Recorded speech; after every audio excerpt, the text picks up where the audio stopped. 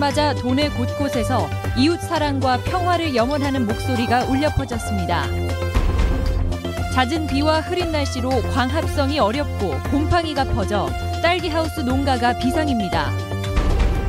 겨울방학은 다가왔지만 현실화되지 않는 지원금 탓에 아동 결식에 대한 우려가 높습니다. 여러분 안녕하십니까? 전북권 뉴스입니다. 성탄절 밤하늘에 보름달이 환합니다. 행운을 상징하는 럭키문이라는데 하늘엔 영광, 땅엔 축복, 말 그대로의 날인 듯합니다. 연휴 첫날이기도 한 거리는 다소 쌀쌀한 날씨에도 나들이 인파로 붐볐습니다. 이경희 기자가 취재했습니다. 흰색 제의를 입은 신부들이 향로와 촛대를 들고 예배당 안으로 발걸음을 옮깁니다.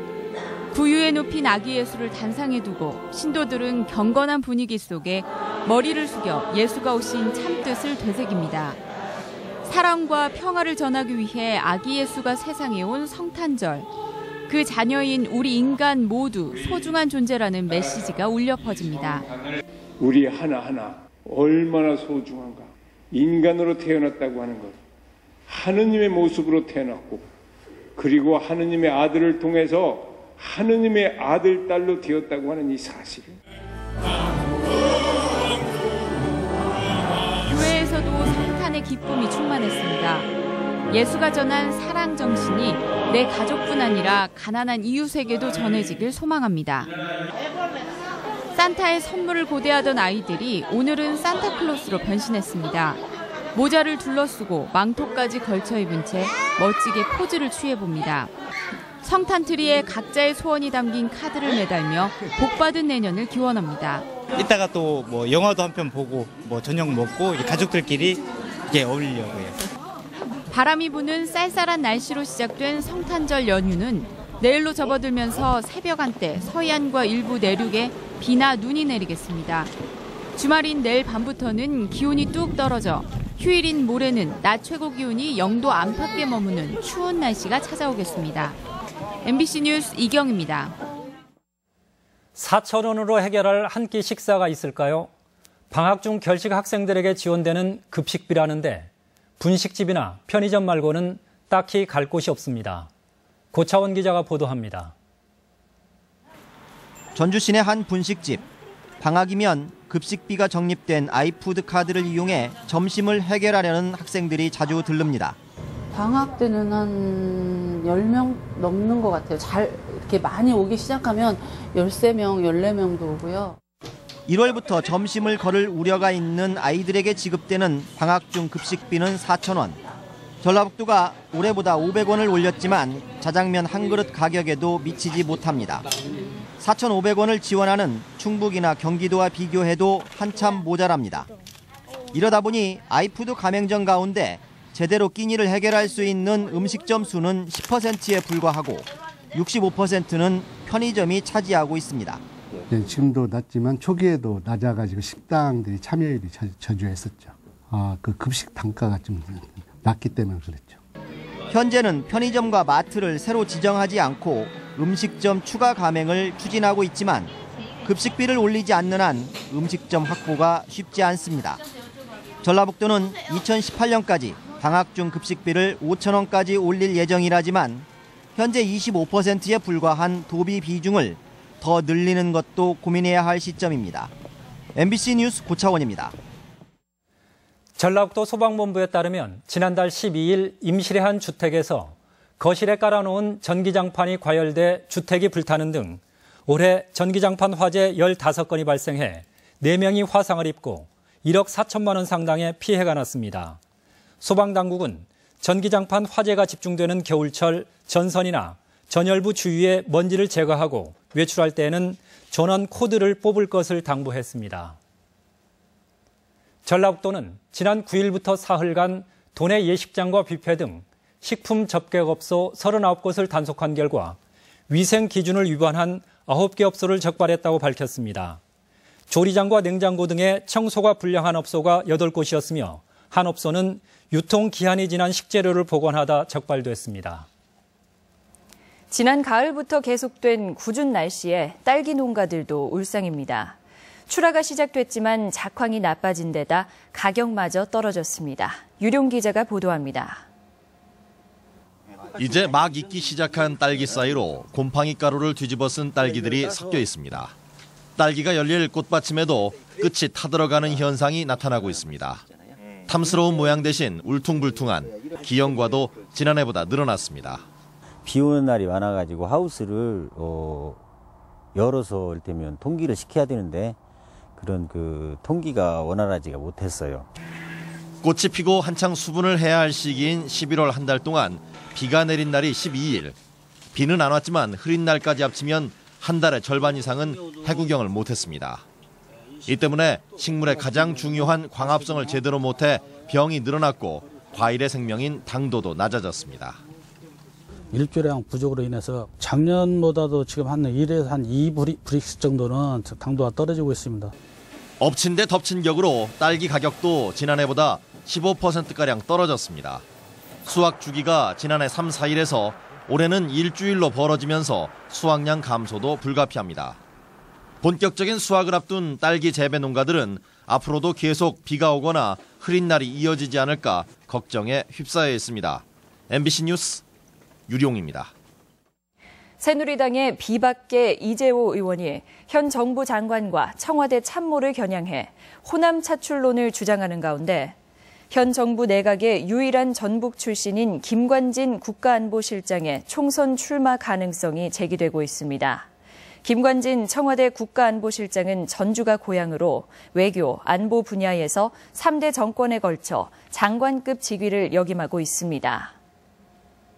10대 전라북도 의회의 의원 발의 조례 재개정은 모두 204건, 의원 평균 5.4건으로 광역의회 가운데 대전시 의회에 이어 두 번째로 활발했습니다.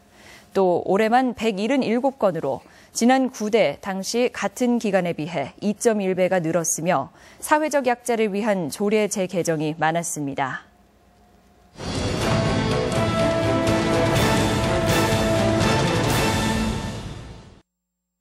해를 넘기는 현안사업 기획보도. 오늘은 정부의 새만금 수질 정책을 짚어봅니다.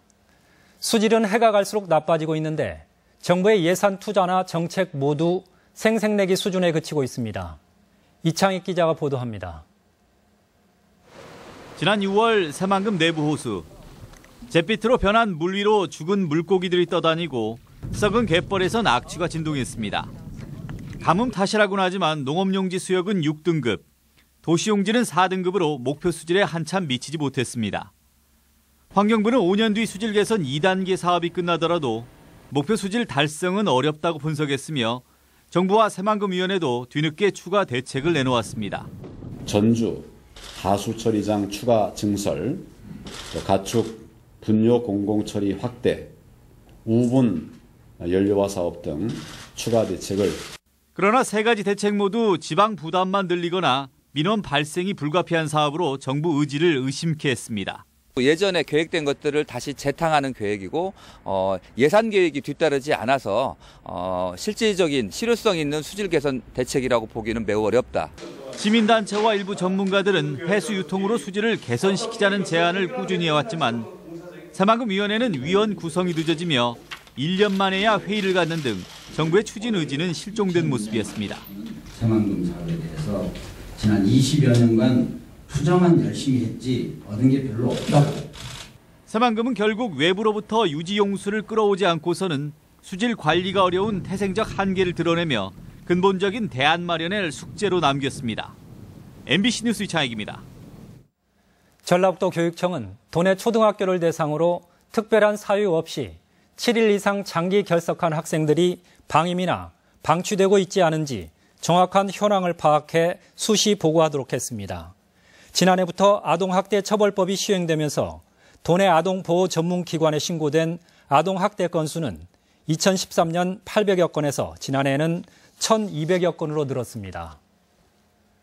전주시는 노인들의 왕래가 잦은 경로당과 요양원 등 노인 복지시설 주변에 불법 주정 차량을 단속하고 노인 보호구역 내 주정차 위반 시 과태료 부과 사실도 적극 홍보할 예정입니다. 지난해 말 도로교통법 개정으로 노인 보호구역 주정차 위반의 경우 승용차는 8만 원, 승합차는 9만 원의 과태료가 부과됩니다. 올 한 해 돈의 현안과 관련해 반갑고 아쉬운 소식들이 교차했습니다. 전주문화방송은 내일 아침 7시 55분부터 방송되는 시사토론에서 한 해 동안 치열했던 현안과 논란들을 뒤돌아보고 해결 방안을 모색합니다. 여러분의 많은 시청 바랍니다. 계속해서 오늘의 간추린 소식입니다. 군산시는 내년에 금석배 축구대회를 비롯해 전국 철인 3종 경기, 해양소년단 리가타 대회, 새만금 국제마라톤대회, 도민체육대회 등 모두 40여 개의 전국 또는 국제 스포츠 대회를 개최할 예정입니다. 군산시는 지난 1년 동안 트루드 코리아 2015 등 40여 개 스포츠 행사에 12만여 명의 선수단과 관계자가 방문하는 성과를 거뒀다고 밝혔습니다. 완주군이 2025년까지 도시와 전원, 관광 휴양이 어우러진 인구 15만의 자족도시 건설을 지향하기로 했습니다. 완주군이 발표한 완주비전 2025 장기종합 발전계획에 따르면 완주군은 15만 자족도시를 지향하면서 첨단 물류와 미래 융복합 창조 산업도시, 교육, 복지도시 등을 위한 정책을 진행하기로 했습니다. 전라북도 교육청이 올해 대입 정시 지원을 앞두고 14일부터 어제까지 진학상담실을 운영한 결과 560여 명이 지원 정보와 전략에 대한 조언을 받았습니다. 특히 상담을 받은 수험생과 학부모 가운데 88%가 만족스럽다고 답변해 만족도도 높았습니다. 내년부터 기업에 부과되는 주민세의 종업원분 면세 기준이 달라집니다. 전라북도는 현재 주민세 면세 기준이 종업원 수 50명 이하에서 종업원 월 급여 총액 1억 3,500만 원 이하로 변경돼 주민세 감면 혜택이 도내 중소규모의 노동집약적 기업으로 완화됐습니다.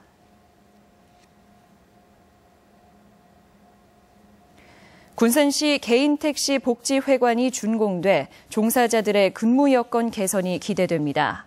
군산시 개인택시 복지회관은 구암로 인근 1,700제곱미터 부지에 자부담과 시비 등 총 사업비 8억 원을 들여 사무실과 관광 안내소를 갖춘 2층 건물로 지어져 900여 개인택시 기사들의 휴식 공간으로 제공될 예정입니다. 겨울철 교통사고 예방을 위한 전주와 서북권 도로 개선 사업이 마무리됐습니다. 전주 국토관리사무소에 따르면 국도 23호선 교통사고 잦은 곳 10개소 개선 사업을 비롯해 버스 정차대 2곳 설치, 터널 조명장치 13개소 교체 등 모두 293개소의 도로시설을 정비했습니다. 전북권 뉴스였습니다.